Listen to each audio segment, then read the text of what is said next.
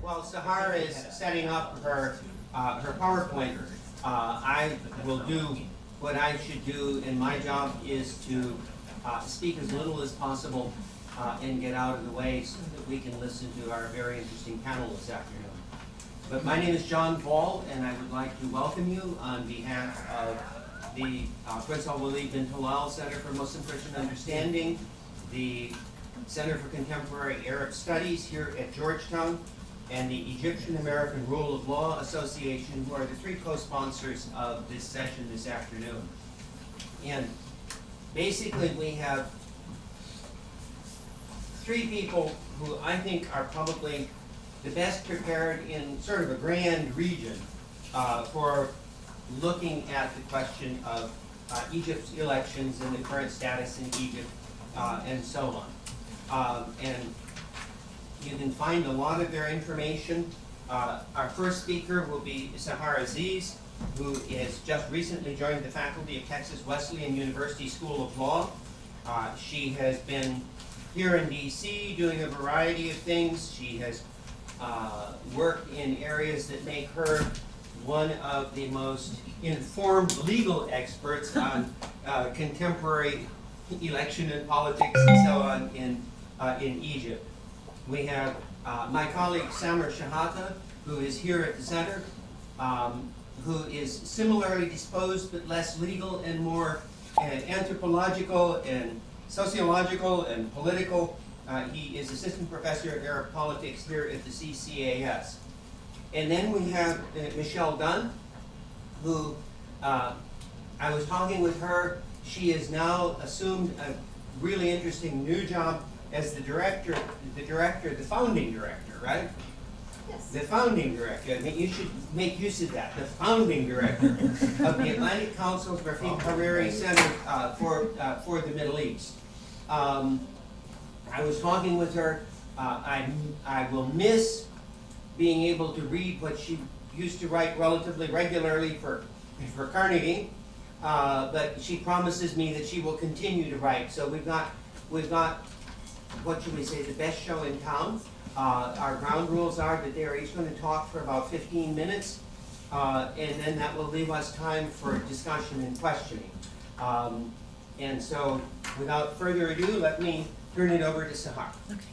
Thank you so much. It's good to be back in DC. It's good to see friendly faces and familiar faces, including Khaled Al-Gindi, who is one of our board members at the Egyptian American Rule of Law Association.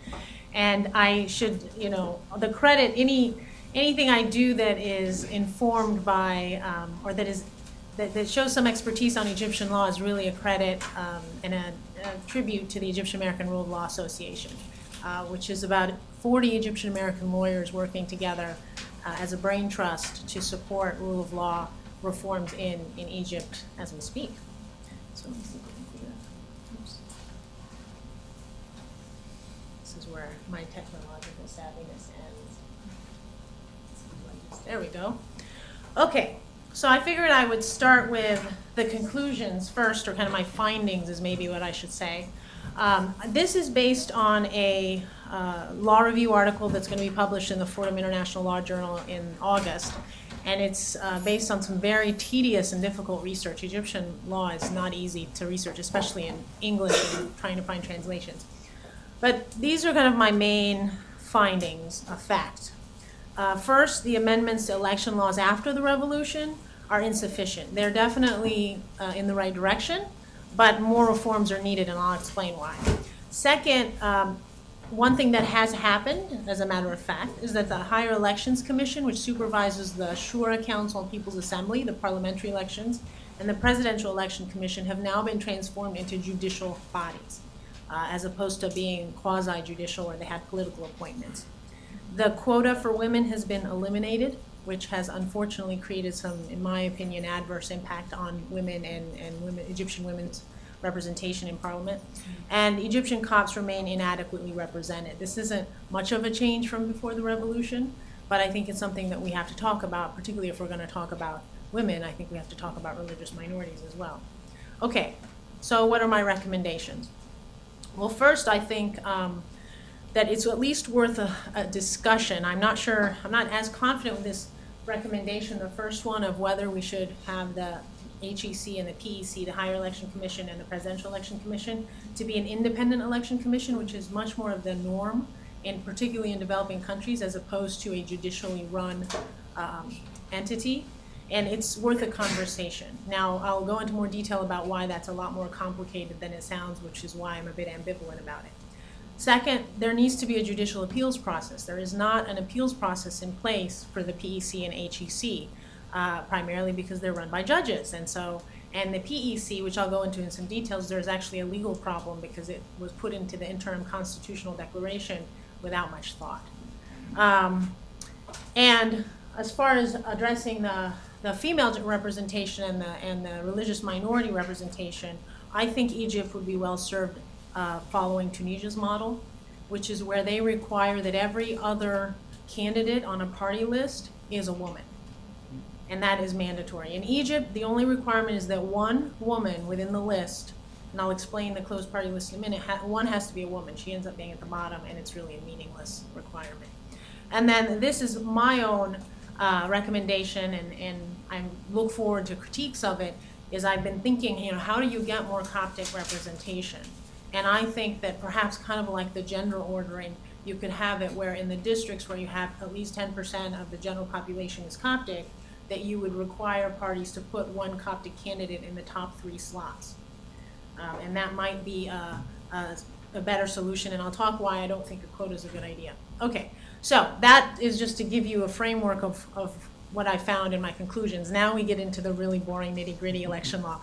And the reason why I'm using a PowerPoint is because there's no way I can hold your attention on this dry legal stuff for 15 minutes. These are the laws that govern elections in Egypt. You've got 2 constitutional amendment or articles. Now these are of the 1971 Constitution, which has been suspended. And then you've got 4 laws. Each one, as you can see, governs. And these laws are not just governing elections. There's just articles within those laws. And then you have some military decrees that have been issued post-revolution that in effect amend those other laws. Okay? Okay. So obviously you've got to, you have to, when you talk about the law, you've got to talk about the Constitution.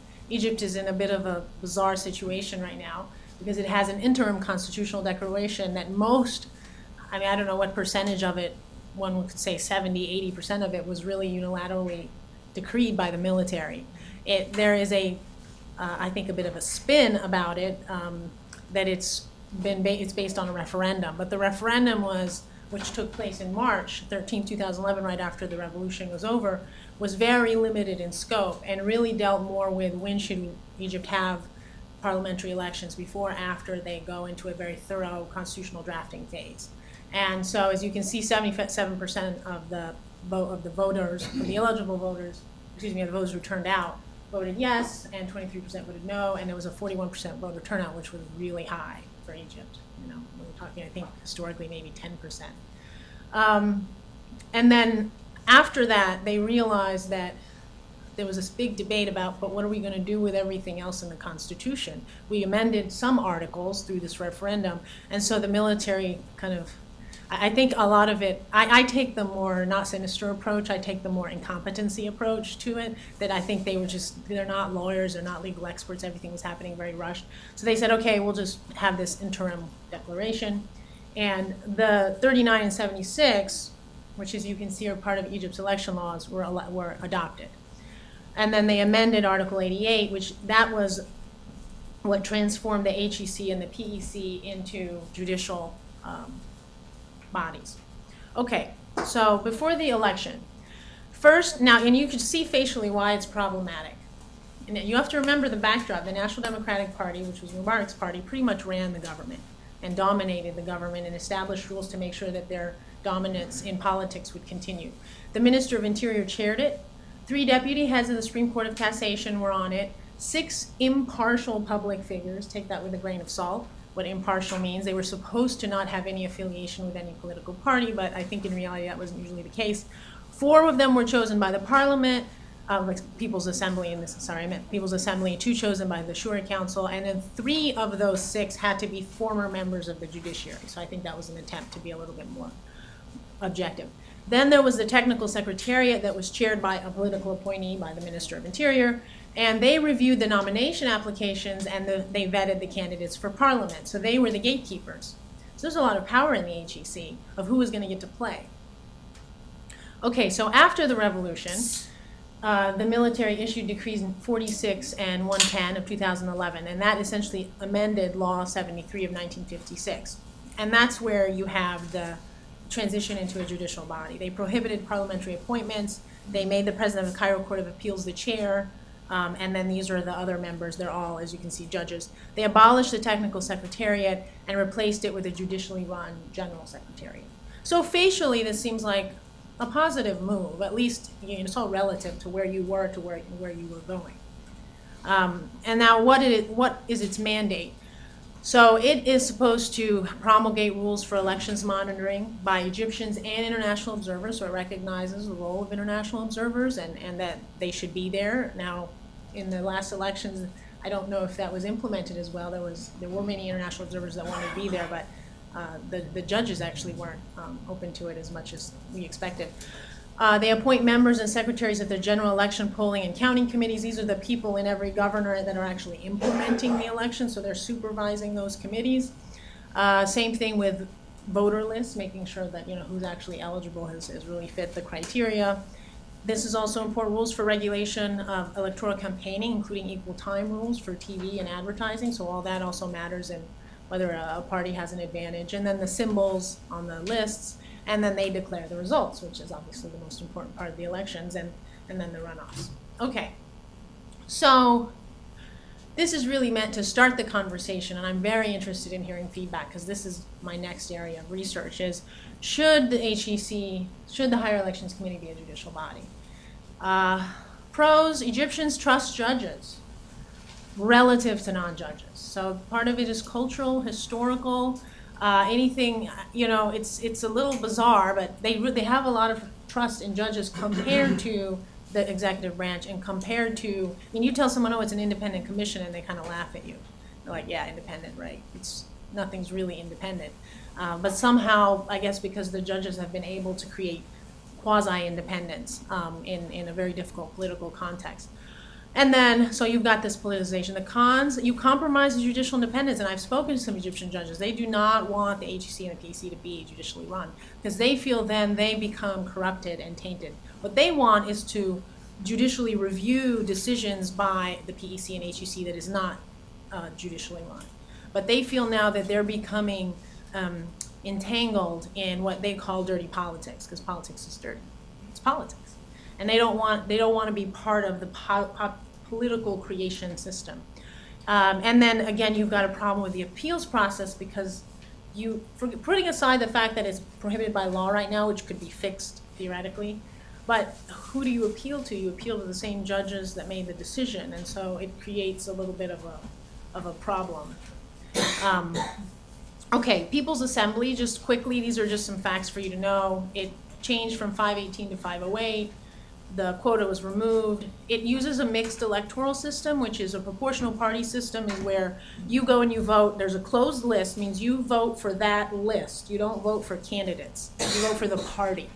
And then when you vote for the party, however many number of votes they get depends on how many seats they get. So if they get 2 seats, then the first 2 named on their party get it. If they get 3 seats, they get 3, etc. So you as a candidate, it's very important where you're listed on the list. If I'm on a party list and I'm last, that means I probably won't get a seat unless that party just takes every seat in the entire district. And then independent candidate, that's the winner take all. That's the system we know here in America. So, you know, you vote for that particular individual. And 10 of them are appointed, and then you have this very convoluted and provincial and outdated farmer worker quota. 50% of the People's Assembly has to be a farmer or worker. There's always fighting about how that's defined. People are exploiting the definition. I go buy some tracts of land and say, hey, I'm a farmer. Okay, I want to be under that because it's easier to get elected in. It's a guaranteed 50%. And then this just tells you kind of the point of proportional party representation. You shift the focus from individual candidates to political parties and their platforms. Some people have said that's a good thing in places like Egypt, because then it could force parties to talk about their platforms instead of just be personality driven and charisma driven, and people who can't, what are they gonna deliver? And again, the ordering, it determines the outcome. And just to give you, this seat allocation is really important. This was something that people criticized the NDP for. Before the revolution, if your party didn't get at least 8% of the votes cast nationally, you didn't even have a right to get a seat in parliament. And NDP was accused at least of doing that on purpose to keep out minority parties and new parties. Now it's only 0.5%.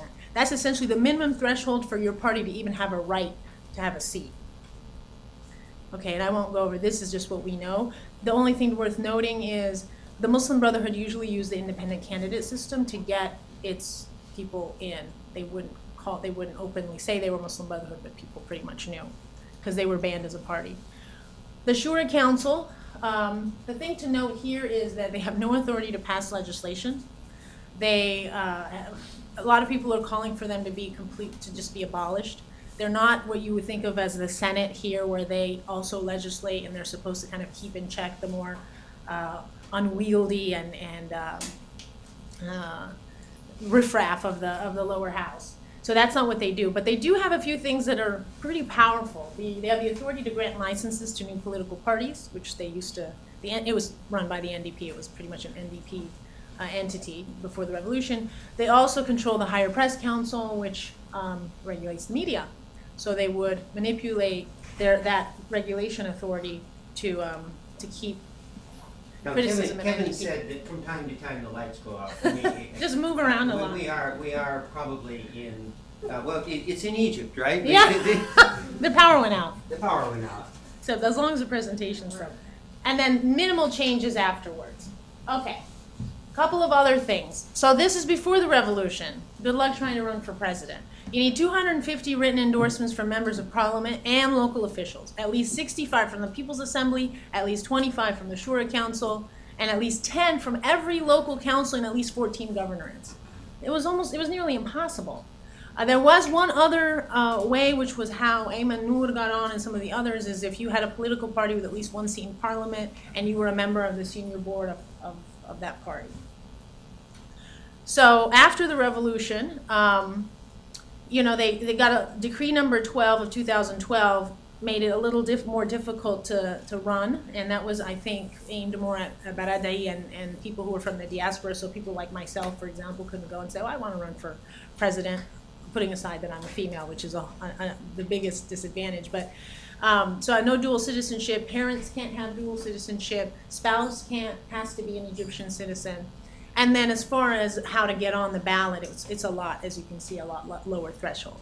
Written endorsement from at least 30 members of parliament or signatures of 30,000 eligible votes from 15 governorates. That's doable, and you have to just get it notarized. And there's over 500 applications right now to be president, so it's going to be really interesting. Okay, the only thing to note here with the presidential elections, again, is there is no right to appeal, and the reason is because it's in the interim constitutional declaration. So there's actually a constitutional crisis. You can't just say, oh, Parliament, why don't you just pass a new law and allow an appeal? Well, but it's in the Constitution. I can't pass a law that violates the Constitution. So there's a lot of, this is something to watch out for in June. There's a lot of anxiety about this because if there's some kind of controversy around a PEC decision, things are not going to be good. Okay, now these are my recommendations, which I've already went through, and I will be very quick. So look at the number of women. Women have already been dismally unrepresented in Egyptian politics and in the parliament. So the quota was passed in 2010. It was supposed to be for only 2 terms. It was a way to kind of boost it and normalize having women in parliament, and then hopefully it would become, more of a cultural practice. That's mine. It's so embarrassing. So then 8% were in 2007 and 12.7% in 2010. And that's based on the quota. I think that's yours, not mine, right? I'm sorry about that. In 2012, which is just after the revolution, only 12 women in the People's Assembly. 8 elected. I believe it's 4 appointed. Someone might correct me because I've been trying to find out how many were appointed. But look at the difference. Look at Tunisia. You got 22%. Because of the gender ordering. So obviously it's making a difference. And for those who are like, oh, that's not fair, this is going to create an all-woman or even a 50%, God forbid, parliament, which represents the population, it doesn't. does about 30%. These are the Coptic representations in 2005. That's supposed to be 2005. 5 were elected, 1 was appointed, so it was already pretty low. In 2010, they actually did a little better. 8 elected, 5 appointed as the People's Assembly. And then again, this is kind of my recommendation is to try to deal with that. And then just finally, these are more generic recommendations. The PEC and the HEC, their deliberations are not transparent. There's actually, for the HEC, you have a law that says it's mandated that it's secret. In other countries, their deliberations and their meetings are public. Observers can come, citizens can come. It's kind of like a local council, city council meeting. It's all very open to the public. So that, I think, should be changed. Obviously, we need an appeals process, which legally is a lot more complicated. And then at least have a debate about whether it's feasible in Egypt, and if it is, when, and because it is more complicated. The judges now need to be trained, because for better or worse, the judges are in it. And they're pretty much the entire election monitoring system at this point. And a lot of them don't really know what they're doing. And rightfully so, so somebody needs to train them. And then the educating the voters, which is a generic recommendation, but the reason why it's important is the HEC used to be mandated to do that. I don't know if they did a good job of it, but they were legally mandated to educate voters and raise awareness and tell voters their rights. That has been taken away from them post-revolution, so there is no government entity that does it. That begs the question, should the government be doing that in the first place? Because Egyptian government isn't known for being the most effective bureaucracy. But if you want to keep the voter turnout high after the post-revolution kind of euphoria, you've got to keep educating the voters. Okay, and that's it. Thank you very much for your patience.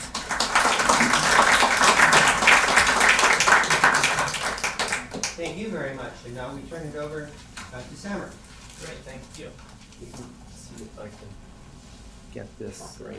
Okay, so I have been charged in the Division of Labor here today to speak about the presidential candidates. And before I do that, and that kind of leaves me from the burden of saying anything profound or insightful, because I'm just going to speak to you about the different presidential candidates, what they represent, maybe their bases of support, and so on. But before I do that, let me just say a couple of things. The first thing is that, and this is somewhat obvious, but there is some important significance of this. This is the first time that Egypt is going to have anything possibly approaching an election, a presidential election with integrity. And what that means is that this is a new phenomenon. And the previous experiences that Egypt has had with presidential elections, namely the 2005 election, after the Article 76 being amended to allow multi-candidate presidential elections, because before that, you'll remember, it was only a referendum system, yes or no. What that means is that that doesn't serve as any kind of a previous model from which we can draw conclusions about the way these elections might turn out. You'll remember in 2005, there were 2 questions that people asked about those elections. Not who was going to win. We knew who was going to win. The 2 questions that people asked about those elections was, who's going to come in second? And secondly, what is voter participation or turnout going to be as a measure of how serious Egyptians took those elections? Because we knew that it was a charade to some extent. That's the first point. The second point is, I would argue that even the parliamentary elections that we experienced in Egypt in November, December, and then if you count the Shura Council elections into 2012, aren't necessarily an exact or automatic indicator of what the presidential elections are going to be. Those of us who study elections in authoritarian regimes and elections in Egypt in particular, particularly parliamentary or legislative elections, know that largely people vote in those elections not on the basis of ideology, not on the basis of political platforms, but on the basis of what the candidate can deliver to voters. And I don't mean what the candidate can deliver to voters in their district, right? No, what the candidate can deliver to you as a voter. Can he get you a job, or can, less likely, she get you a job? Can the candidate, the member of parliament, get your mother-in-law health care that's needed that you can't afford, and so on? And so then what I would argue is that the the better than expected by many performance of Islamist candidates, the Muslim Brotherhood with 43% of parliament and the Salafi coalition with about 25% of parliament, isn't an exact indication of how well a presidential candidate will be who has the support of Islamist parties. Simple point. I think there's no question that if the Muslim Brotherhood nominates someone or who they support and so on, as well as the different Salafi parties, that'll have some influence. But it's not by any means guaranteed that the next president of Egypt will be someone who is an Islamist or has the support of Islamist parties uniformly. Okay. Just that. The second thing I want to say is, as Sahar has said, there has been some serious criticisms of the presidential election process. The possibility that the elections might be forged or fraudulent has been brought up.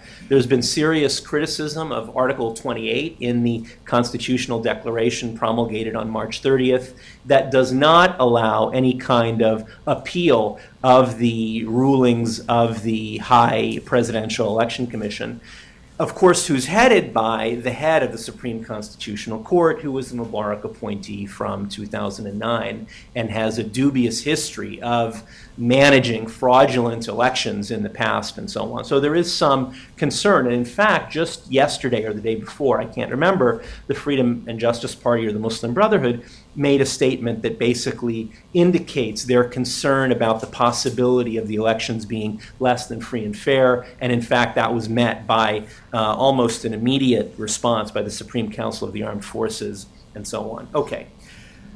The last thing I'll say before I get into the different presidential candidates is that I was in Egypt in early March, and it was at that time that there was talk of, now I think no longer the case, of a consensus candidate, right? Of someone being put forward to the population who would appease or have the support of both the Supreme Council of the Armed Forces as well as the Muslim Brotherhood, and maybe some general appeal among the population at large. And the individual who was put forward, it was believed, because his name was brought up and there was a great deal of attention around his potential nomination, was someone named Mansour Hassan, who was a minister of information under the Sadat regime, who has some degree of respect and validity among segments of the population, who was appointed in December, I think it was, as the head of the advisory council by the Supreme Council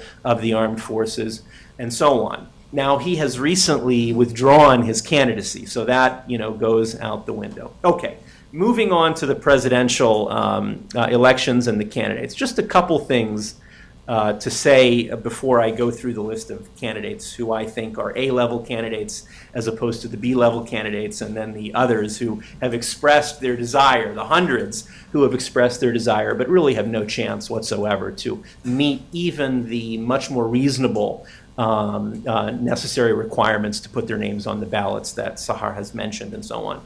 The first is, of course, all elections are, or many elections, I should say, including in the United States, less so in England, I think, are carnivalesque, right? And that's certainly the case with regard to Egypt. Big shows, big productions, all kinds of rumors, tremendous excitement, and so on. I would just remind you that Egypt's carnivalesque presidential elections are occurring amidst the backdrop of some uncertainty about the transition process, less than complete confidence in the mechanism and the institutions that have been put in place that are supposed to produce a presidential candidate. I thought I got rid of this. And so on. In addition to the serious issues that Egypt is dealing with, having to do with the economic situation in the country, the deteriorated security situation, at least perceived deteriorated security situation. It's a question of how deteriorated and so on. Okay, so getting to the presidential candidates, I would say that we can divide the presidential candidates into maybe, multiple ways, but one way would be three different groups. Those who have a serious possibility of actually making it as president, kind of then B-list candidates who are known across the country and have an experience in politics, and then, of course, the others, the hundreds of others who have expressed interest but really have no chance whatsoever. Another way to differentiate or separate the candidates would be, and this is not necessarily the most effective way, liberal, in some cases, pseudo-liberal candidates and Islamist candidates. But I'm not going to proceed in that way. I'm going to proceed in the order of candidates that have a potential shot of making it, as well as maybe the B-list candidates. Okay, number one, of course, we have here, let me see, I'm supposed to do what, slideshow or something? Slideshow, I think. Okay, we've got Amr Moussa, the most well-known, and I'm not going to spend too much time on Amr Moussa. I'll say that there are 5 A-list candidates, just very briefly so you know from the very beginning. Amr Moussa, Ahmed Shafiq, Abdul Menem Abdul Futuh, Mohammed Salim Al-Awa, and Hazem Abu Ismail. I'll go through them very quickly. Amr Moussa I'm not going to spend that much time on because many of you know Amr Moussa, Egypt's former foreign minister between 1991 and 2001. Before that, he was Egypt's representative to the United Nations. He held the post of Egypt's ambassador to both Switzerland as well as India. He, of course, became quite famous in around 2000, 2001, when Shaban Abdul Rahim, the kind of folk popular singer, wrote the song, I hate Israel and Abakr Israel, Ubahib Amr Moussa, and I love Amr Moussa, and so on, because of Amr Moussa's very forceful statements on the question of Palestine, Palestinian rights, perceived to be standing up to Israel and so on. And in fact, it was widely rumored at the time that Amr Moussa's transfer to the position of Secretary General of the Arab League, which he held from 2001 until he resigned recently to run for president, was because his standing among the Egyptian public was rising to the point that it actually threatened Mr. Mubarak, and that Mr. Mubarak wanted to eliminate him as a potential rival, removing him from the foreign ministry, and basically, we say, putting him on the shelf in Arabic of this less than significant Secretary General of the Arab League position. Okay, his basis of support, as it were. Tremendous name recognition.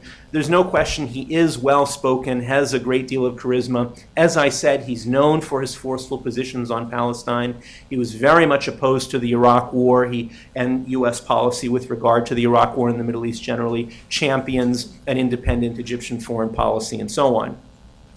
Now, unfortunately, for those of us who are interested in democratization, rule of law, real change in Egypt, I would argue that he doesn't represent any of those things, and he certainly doesn't represent liberalism either. You'll remember, he was definitely a part of the Mubarak regime. He was one of the nice faces of the Mubarak regime, but nevertheless a part of the Mubarak regime, who never in that period seemed to question or criticize Mr. Mubarak, never highlighted corruption or any of that matter. And in fact, he was sent, and there's some debate about this, he was sent during the protests to Tahrir Square. Arab League building is right there close to Tahrir Square. And there is different understandings or different interpretations of why he was sent. He says why he went down to Tahrir Square, to support the revolutionaries. I was in Egypt in March after the revolution at an event in Cairo, with thousands of people crammed together to hear Amr Moussa speak. And as soon as Amr Moussa finished delivering his remarks, a young woman raised her hand and basically said, you came to Tahrir by orders of the president to tell us to go home, and we're never going to forget that. And the point I'm making here is that he really represents a non-revolutionary, mainstream part of the establishment elements and so on. And I think he's somebody that the Supreme Council, the military, could potentially do business with. Opposed very much by revolutionaries, by liberals, by Democrats, and by Islamists, as it were. Okay. Then, of course, we have Ahmed Shafiq, who you will remember as Egypt's prime minister very briefly during the last days of the Mubarak regime. I forgot to mention Amr Moussa, 74 years old. Ahmed Shafiq is 70 years old. He's a graduate of the Egyptian Air Force Academy, Air Force pilot. Can you see your I'm okay. He was Minister of Civil Aviation from 2002 until 2011. He was named prime minister on January 29th. During the last week or so of Mubarak's presidency, and then, of course, left that office in March of this year. If we could no longer change that, that would be great. You just leave it like this or Okay. keep the lights on, I'd appreciate it.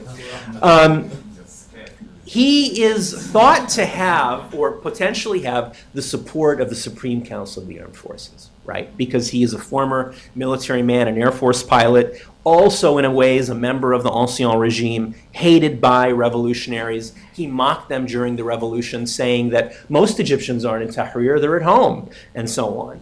And so he represents, in some respects, I would say, the Ancien regime, military interests, the security state, counter-revolution. And then we have third Abdelmenem Abu Futuh, who is 60 years old, a member of the Muslim Brotherhood for decades, a student leader in the 1970s, formerly the president of the medical students in Cairo, then president of Cairo University in the early 1970s, famous because he had once a confrontation with, that was, I think, either televised or on the radio, televised probably, with President Sadat, in which he held his ground when he was a young man and so on. A member of the Muslim Brotherhood's Shura Council up until 2009, in which he didn't win re-election at that point to the Shura Council, and believed to be a moderate, progressive member of the Brotherhood, part of the Wasatiyya, or the centrist movement in Islamist thinking that you can read about in Raymond Baker's Islam Without Fear. He recently got into trouble with the Brotherhood because in May of 2011, he announced that he was going to run, very much supported by younger members of the Muslim Brotherhood. He was going to run for presidency after the Brotherhood declared that they would not be putting forward a candidate and disallowing anybody of their membership from running for president. When he declared he was going to run, he was expelled from the organization. He's well-spoken, he's charismatic, as I said, he's quite popular among the Muslim Brotherhood youth, and this is what is most interesting in many ways about Abdelmenem Abu Futuh, is that now that Mohammed al-Baradei is no longer in the race, I would argue that young revolutionaries, people who genuinely believe in democracy, even liberals and so on, see in Abdelmenem Abu Futuh the best chance, including many Coptic Christians, the best chance of genuine, substantive, thorough reform of the Egyptian state and society in a democratic manner. Many people who previously supported al-Baradei, including my parents, for example, very liberal, are now, who would never think of necessarily supporting an Islamist candidate, think that Abdelmenem Abu Futuh represents the best chance for Egypt, as it were. Okay, the next candidate is Muhammad Salim al-Awa, 70 years old. Muhammad Salim al-Awa is an Islamist thinker and writer, a legal scholar and so on, graduate of Alexandria University, went to London to pursue a PhD at the School of Oriental and African Studies in the 1970s. Highly regarded thinker, very known for championing the cause of some opposition groups under the Mubarak regime in a kind of moderate manner. He was the lawyer of the Wasat Party, Abu al-Mahdi's party, break off from the Muslim Brotherhood in the mid-1990s, attempting to get them in front of the courts, legal status and legal recognition, as it were. Muhammad Salim al-Awa over the last several years has put his foot in his mouth and possibly revealed his anti-liberal feelings to some extent with regard to a number of statements he made having to do with Copts in Egypt, Coptic Christians, claiming that in a number of churches the Copts have weapons and are quite ready to engage in violence against their Muslim countrymen and so on. Also, it's believed that he has good relations with the Supreme Council of the Armed Forces. The next gentleman is Hazem Abu Ismail, here, 50 years old, son of a very prominent Azhari sheikh, Salah Abu Ismail, also who was a member of the Muslim Brotherhood. Hazem Abu Ismail has an ambiguous relationship with the Muslim Brotherhood. He ran on the Muslim Brotherhood ticket at least in 2005, I remember, maybe in 2000, in the Du'i neighborhood of Cairo. And in fact, I was there when it was announced that he won those elections in 2005 against a regime stalwart, Amal Osman, a kind of dinosaur of the Mubarak regime, who held the post of Ministry of now it's called Social Solidarity. It was called at the time Social Affairs forever. And after it was announced that he won, and after it was printed in the papers, Amal Osman happened to be a personal friend of Suzanne Mubarak, the regime changed the election results and he mysteriously lost. He's a Salafi. But he is a Salafi unlike many of the Egyptian Salafis in that he supported the revolution, he believed in political participation. As you know, the Salafis rejected political participation in formal politics, rejected demonstrations, rejected in opposition to the state up until really the middle of the revolution, as it were.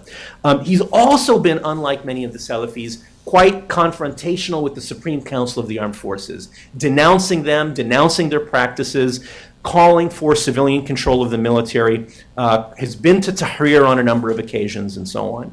Now, that's really it with regard to the serious contenders.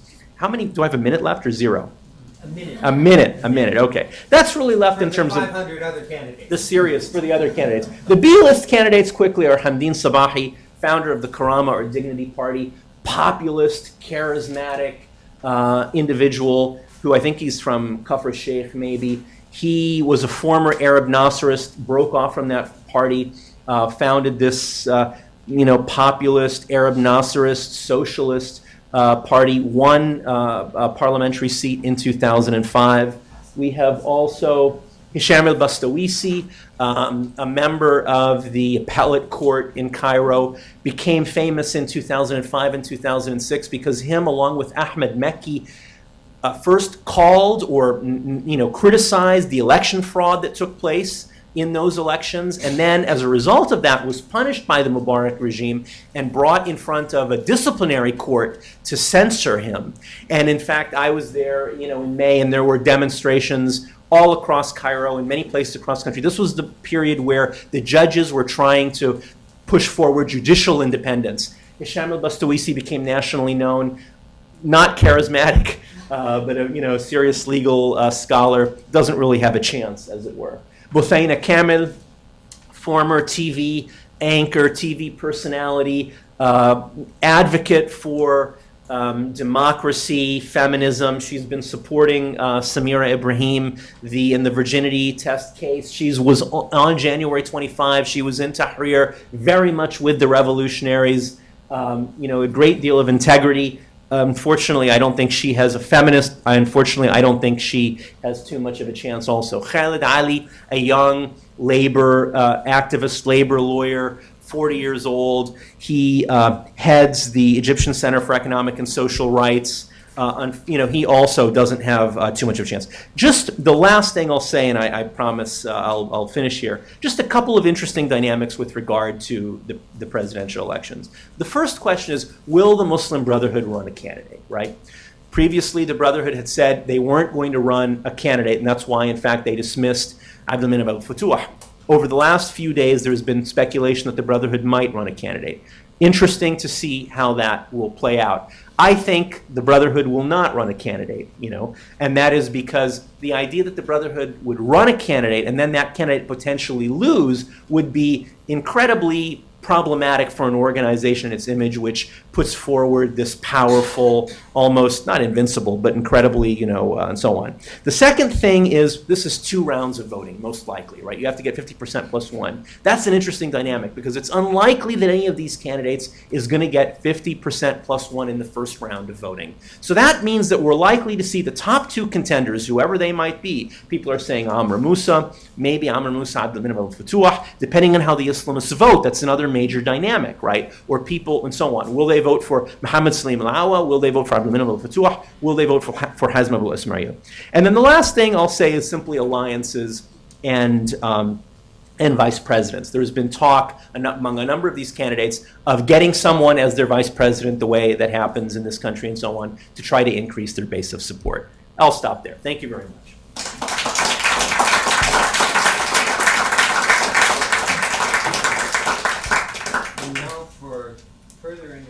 Good afternoon, everybody. I don't have a PowerPoint, so I'm going to have to dazzle you with my fascinating talk, or you're all going to fall asleep.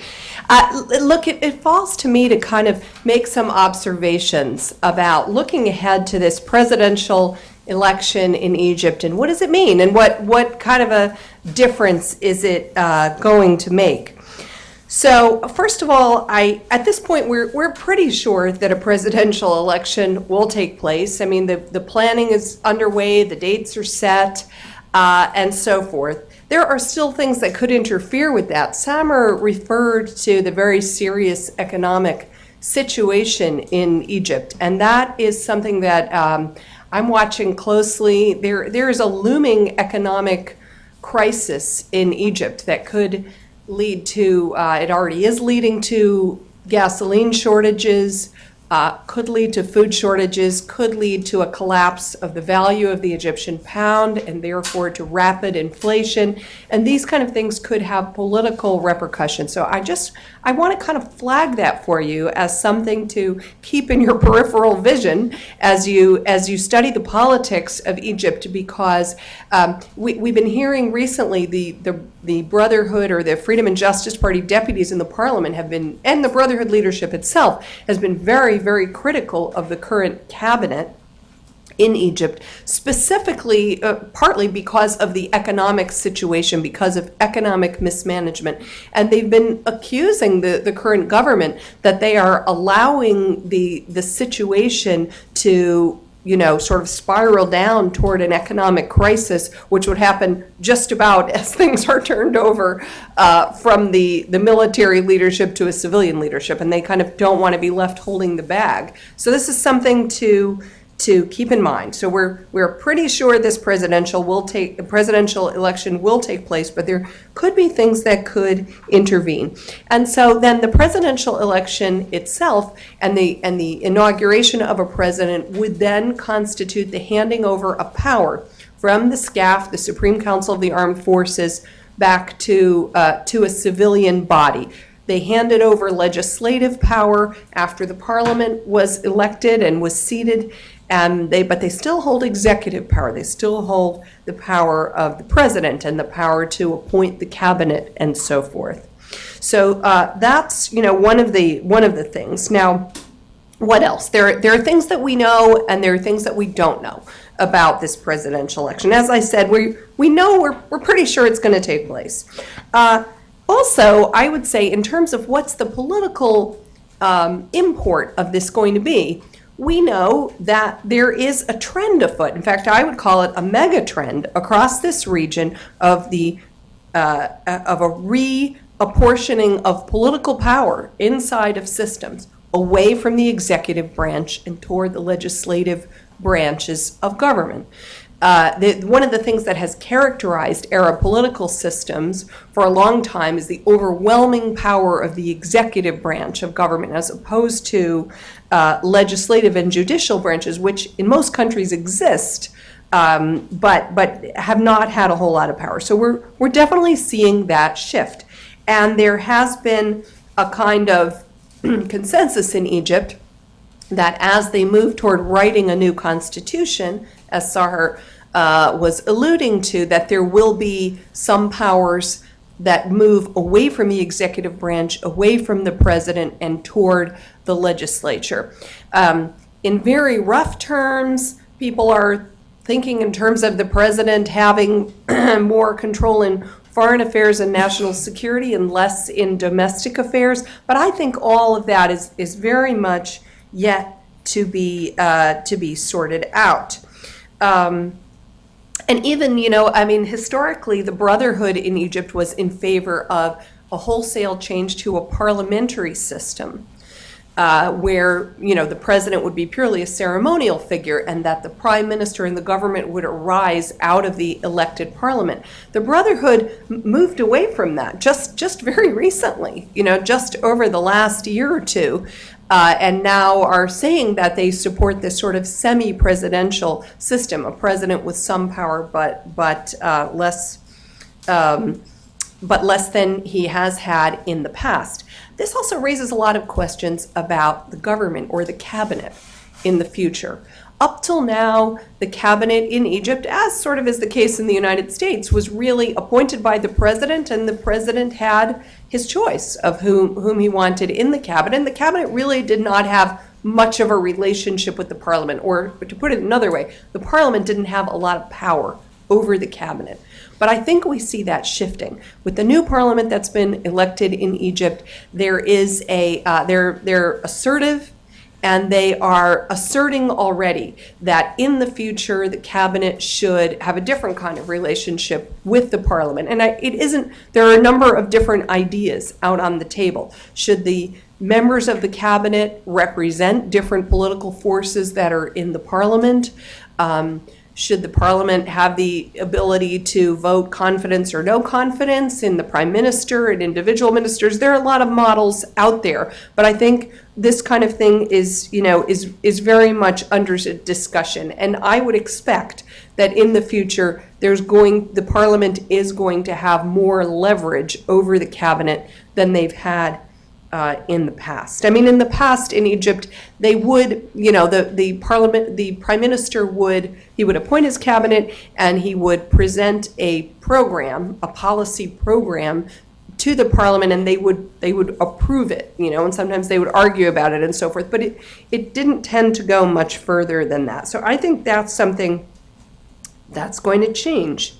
Now, one of the things that we don't know, and I'd be very interested to hear what Sahar and Samer have to say about this as well, is whether the new constitution is going to be written before or after there is a new president.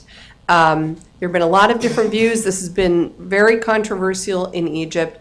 Sort of the preponderance of opinion for a long time was that the new constitution would be written and approved by popular referendum before the president was elected.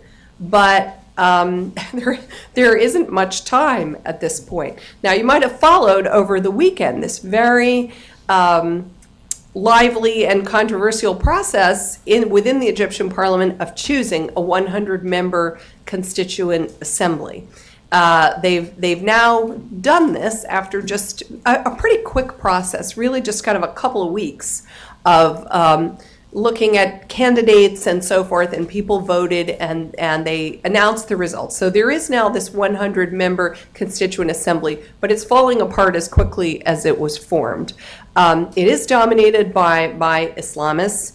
I believe it's about 60% are Islamists. Half of it are people who are parliamentarians, who were elected from within the parliament, and the other half are so-called public figures.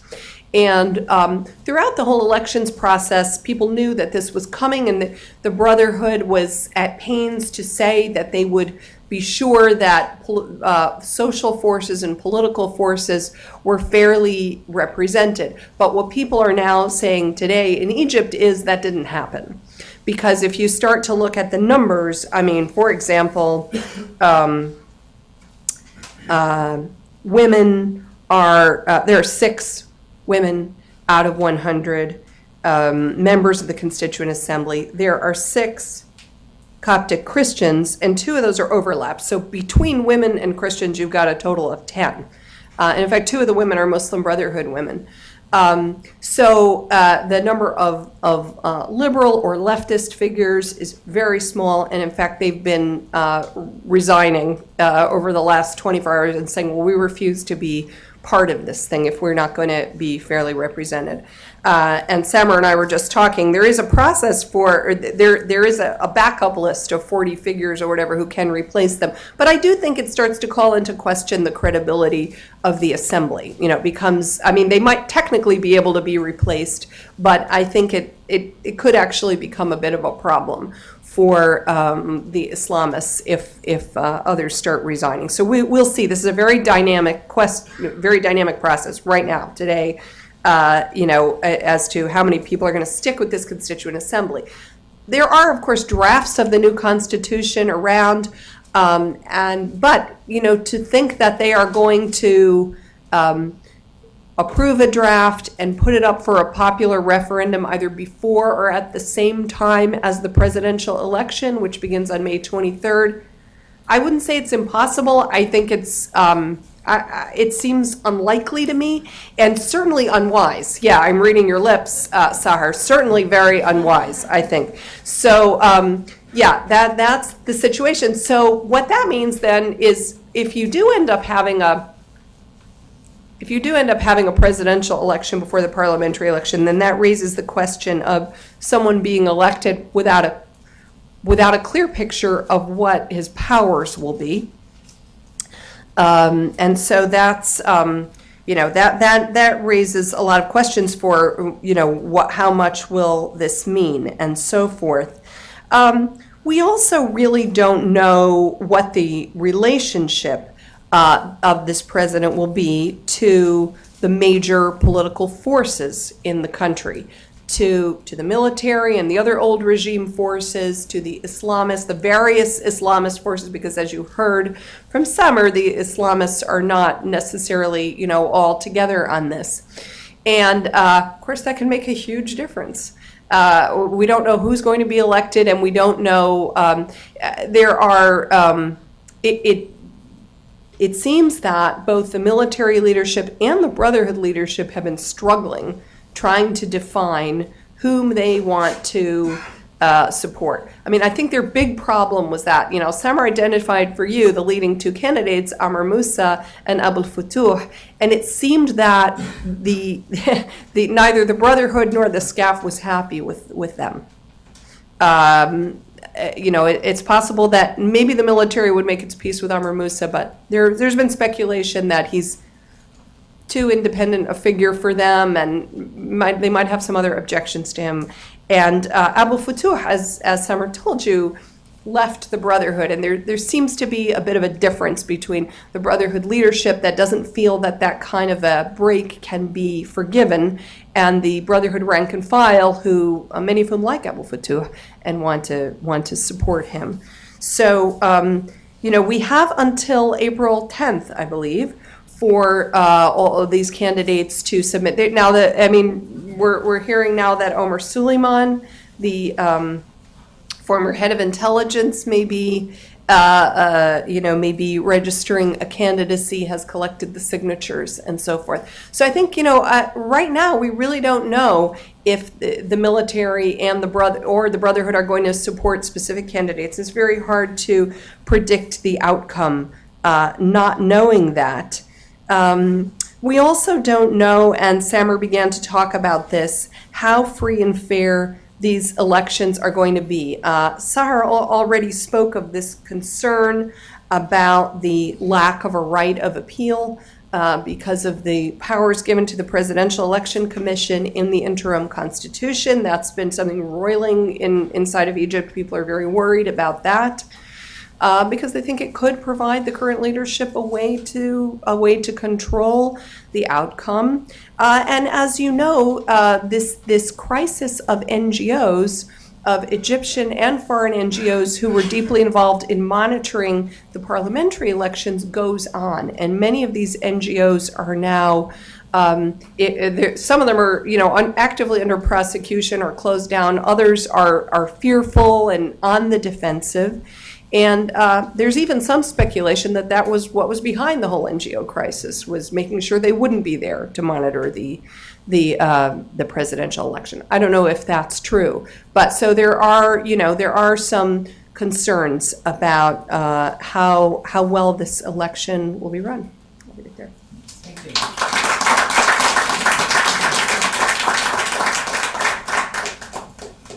See it pushing that. Okay.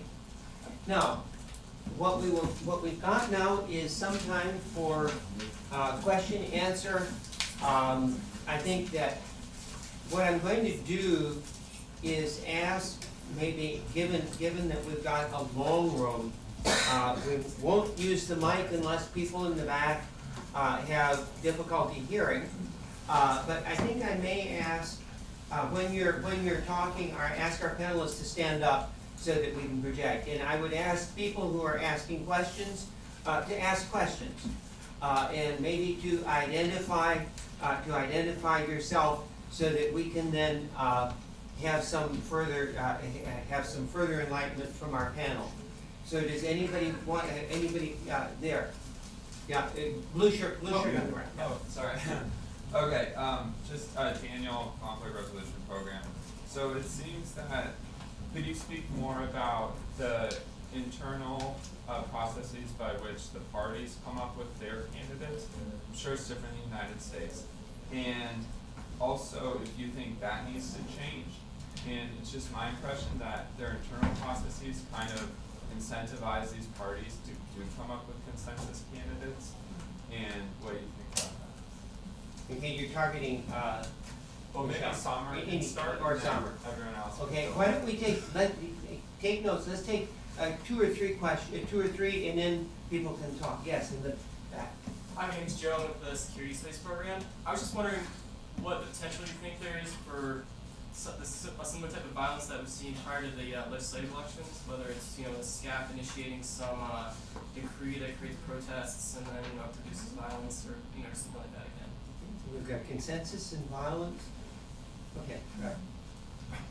Ibrahim Owais, former professor at Georgetown. I have a very difficult question. Okay, With they'll all all the answer. intricacy, with all the intricacy of the current problems in Egypt, I just was wondering if I can bring to the attention to the great minds that are here, a question is, what would be the directions Egypt would take in the future? And this may be subject of an article that Thomas Kurgisian can write about, Khalid Al-Jindi or others, but we are all concerned. I represent the past, but I'm still looking forward for the future. Okay, and then we'll take one last question in the back there, and then we'll get, Okay, yeah, we talked, I think extensively about the internal problems in Egypt, from economic and political and security, standpoints.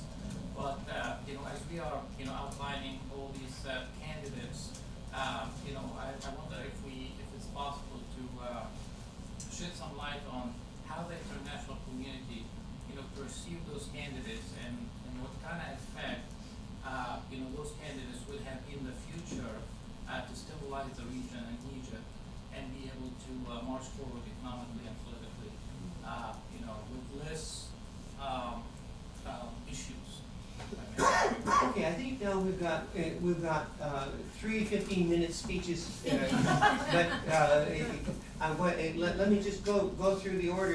Sahar and Samer and Michelle, in responding, I think this gives us a very good basis for thinking about the current complexities in international and what really is the future. Okay, Sahar. Well, Why these don't are you all stand up? really, these are really challenging questions. So I approach this as a formalist rule of law lawyer, so you'll have to excuse, these responses are not as political analyst responses, but I actually care more about the next election than I do this one. Because that's going to determine if Egypt is no longer going to be ruled by an authoritarian dictator, whether they're Islamist or secularist or military sponsored. I think this election matters in how many people turn out to vote, how many people care, how much discussion and debate there is. I don't know who in their right mind would want this job. I think it's literally set up to fail. And perhaps that's why sometimes I think maybe it's better than something that's older takes it and they just kind of lay the groundwork for the next person. So, and that's not, not a crystal ball response, but I think it's the second election. I'm focused on the structure. So another comment or response is, what was really encouraging for me when I went to Egypt in March right after the revolution in the summer is the shift in people's engagement. People were talking about politics. They felt empowered. They felt they had a say, even if they didn't like the outcome. That is a tremendous change in culture and in practice. And that, to me, is much more important than whether the Afghans will go to the parliament or not. As long as the people remove them, and can remove them if they don't follow through, and it sends a message to the Afghan or whoever's ruling that we're watching you and we're going to remove you. Now, is this the question about the role of the West? So, I take a bit of a skeptical approach. I accept the premise that the United States plays a significant role in Egyptian politics. I accept that premise, and I realize people may disagree with me.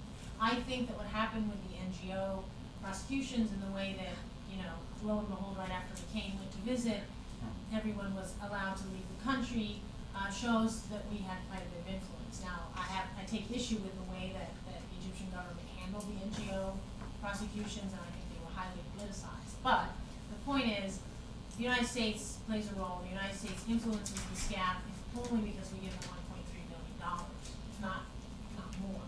So I think that to the extent the SCAF has any influence over who's going to be president, they are definitely going to be thinking about whether the United States would approve or not create problems. I think the Muslim Brotherhood thinks the same thing, because the Muslim Brotherhood doesn't want to be treated like Hamas.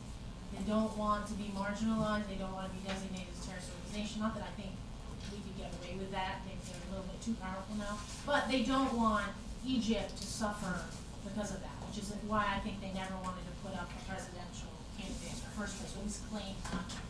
So I do think that I think about that when I think about who's the candidate going to be, to the extent the SCAF has influence, and to the extent the Muslim Brotherhood does. Simon? Sure. Just very briefly, with regard to the internal processes of how parties come up with candidates, well, that's somewhat mysterious. The point that's important to know, however, is that under the current system, parties that have representation in Parliament are allowed to circumvent the 30,000 signatures of the general public or 30 members of Parliament. They can actually put someone in front of the electorate as a candidate automatically. And we're going to see a number of smaller parties that have absolutely no chance whatsoever. The Popular Socialist Party and the Egyptian National Party put forward candidates that aren't going to do very well. The more interesting question is bigger parties that have, bigger is relative, like the WEFT, for example, or the WASAP parties. We've seen some internal debates already as to who they are going to support. Not nominate, but support. So, for example, the WEFT had previously said they were going to support Amr Moussa. And then when Mansour Hassan was put forward, they had this debate about, no, well, maybe we should support Mansour Hassan, right? And so on. And in fact, there were some divisions inside the WEFT about that.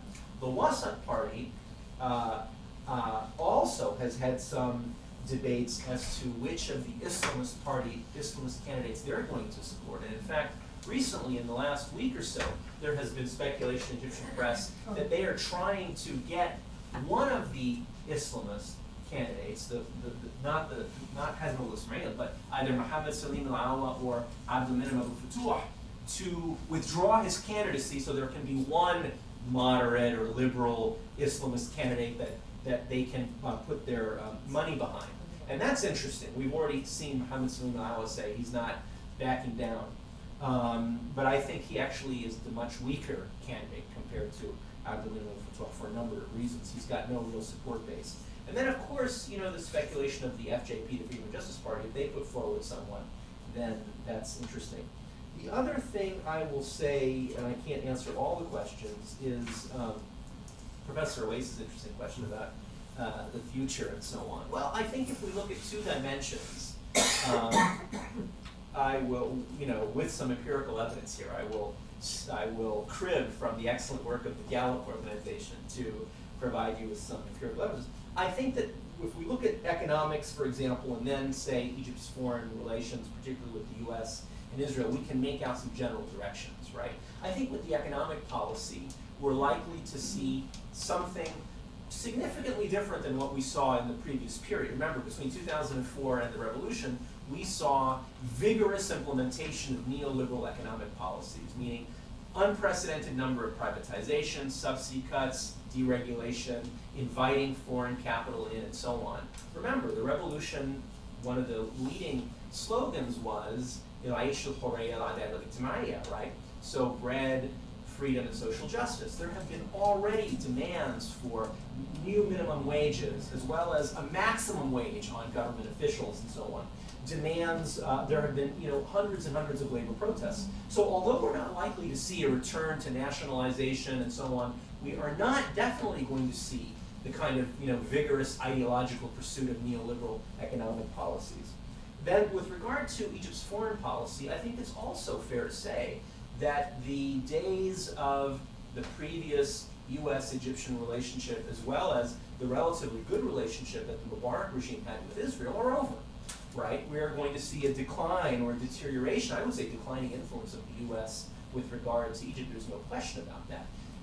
Egypt, the U.S. had a relationship with Mr. Mubarak, right? We know that U.S. policy is not looked upon favorably by the majority of Egyptians. And in fact, and this is where I'm going to crib from the excellent work of Mohammed here in the audience in Gallup, is we look at, which country would you consider to be a political model for Egypt's future? This is a recent Gallup poll. The United States is the lowest compared with Turkey or Saudi Arabia. Only 8% of Egyptians say they want to see the U.S. as a model. And then when the question is asked, do you want, the question is, are closer ties with a country, blank left, a good or bad thing for Egypt? The United States is deteriorating. Only 28% of the people say closer ties are a good thing. 56% say they are a bad thing, and that is a decrease of 13 points since December 2001. Any government that is representative of Egyptians will have to some extent, reflect their views. And that means, it might mean something like no longer natural gas sales to Israel, or renegotiating that, or a different relationship with the United States. Now, the majority of Egyptians don't want to tear up the Camp David peace accords, and they don't want antagonistic relations with the United States. But will the relationships be as strong, and so on? Will the U.S. have as much influence on Egypt and its regional and foreign policy? I don't think so. Okay, let's see, I'll try to hit maybe a couple of the questions that were not. So Joe's question about the potential for violence. Typically in the past, it's been parliamentary elections in Egypt that have tended to be more violent, because of local conflicts, it's support, a lot of different races, hundreds of different races going on at the same time, and supporters of candidates, and sometimes supporters that had different, clan affiliations or whatever, coming into conflict with each other. So we really don't know, but I would say, this whole question of if there's controversy, Sarah mentioned this, if there's controversy about the outcome of the presidential election, that could get violent, and I think a runoff will definitely bring the tension up, and especially if at the end of the day you're having a runoff against what seemed to be a military-supported and an Islamist-supported candidate. It could get ugly, so we'll have to see there. And just briefly to Dr. Oasis' question, what will be the direction Egypt will take in the future? I think that Egypt has been for some time and will continue to be for a long time yet in the throes of kind of a struggle among at least three different trends. Kind of what I would call, in a way, the Nasserist trend, the trend of the old regime that, and Islamist trend, and a much weaker liberal trend. But it's very weak, but it's stronger than it used to be, I think. And I think that, it's just gonna play itself out, and it's not going to be resolved, I would say, for years yet. Okay, well, I'll take about three more questions, because we should probably be out of here by noon. So let's do. We haven't had we haven't had a lady ask for this. Given the ambiguity of the viability the Constitution will have and the powers that the President will have, what do you think the odds are that the President will be able to effectively govern? And the other question is, given that Egyptians want a new system, it's very clear that the authoritarian system, very strong presidential system, is not favorable in Egypt. What are the odds that with this series of events, we will be able to change the system? How will the parliament be able to assert itself if you're given a president before you have a constitution? And let me just do sort of, at the very end, there are two, you and then the person behind you. I have two questions. One of them will take a one word. Are you optimistic or pessimistic about the future of transition in Egypt? That's think I'd like to have a one, maybe 2 words. I don't know. But I'd like to get some kind of a feel from you folks, 3 of you. The other question, we heard about 500 or hundreds of people running for president. There is so much, even the Muslim Brotherhood is divided. I know Samuel didn't want to talk about coalition and collaboration. And from my experience, I'm Egyptian American, my experience that it's a very difficult subject for Americans, either in politics or military or even in sport, to collaborate. How this collaboration, any collaboration you can comment on or happy? And then, Hi, some of you touched on this, the minority participation, especially the Copts. I would ask, especially with the Pope's death just 10 days ago, how do you see, what's the repercussion of the death? Because the Pope was very much a unifying force in Egypt for the Copts, and beginning the revolution, he was very supportive of the Mubarak regime, and he went actually and told people, the Christians, not to go to Tahrir because we're supportive of Mubarak. So now, after his death, his replacement is a completely different issue. I don't want to get into that. But what do you see the Copts going after as a unified force and supporting Abu Fatouh as a candidate because of his ideologies, or being divided and going for different parties, give even to Muslim Brotherhood candidates if they were to participate? okay, we're talking about a democratic system, but in this room, we are authoritarian. And so that there'll be one last question in each, and then you can do quickie summaries. Thanks. Question about the Muslim Brotherhood youth in particular, and how you see that dynamic formulating with the current party and supporting Fatouh. Also, where you see the current party allying itself, if it'll continue with the revolution, continue to block or move to the Third Way Alliance, but particularly who are the emerging young leaders and actors that you're following? I think this gives us a good agenda for each of you to do a couple-minute quickie wrap-up. So I think the answer to the presidential versus parliamentary system, which is a big question of whether it's gonna change from the status quo or not. So I tend to think, and I have the same analysis in the United States, is those in power seek to keep power and seek to perpetuate their power. So the Muslim Brotherhood just picked 50 of the constitutional, at least 50 of them are theirs, or 60% it seems. So they're probably going to create a constitution that gives more power to the parliament, because at this moment in time, that would help them continue to stay in power. So I think that that might be something to watch for. I don't know if they're going to be thinking about it more from an abstract rule of law perspective of, well, what's better for the country in the long run, let's look at this country versus that country. I think politicians think about their own self-interest, wherever they are, in whatever country. So they're going to say, well, let's have a constitution that keeps us in power. Now, it'll be interesting if the president gets elected. I think the constitutional referendum can happen after the elections, because I just think it's physically impossible. I don't know if that's what they want, but so I think the president's already going to be in place. So it'll be very fascinating if the president ends up being someone that the Akhwan approve of, or actually participated in putting it in place, because then they're going to be in an interesting position where they may not want to take so much power from the president, because he may help them continue to dominate the political system. So, and I don't say that as a critique to the Muslim Brotherhood, that's just my view of power and politics anywhere in the world. As far as the Coptics, I think that's a really interesting question. So one thing I didn't mention in my presentation is there was a discussion about quotas for Copts when they were talking about quotas for women. They decided against it because, one, Pope Shenouda didn't want it, because he was afraid it would create a backlash, sectarian backlash. And as you know, Pope Shenouda had a very close relationship with Mubarak, and it was really a relationship of self-interest, of, he wanted to protect the popes. He was very patronizing and very Egyptian in many ways.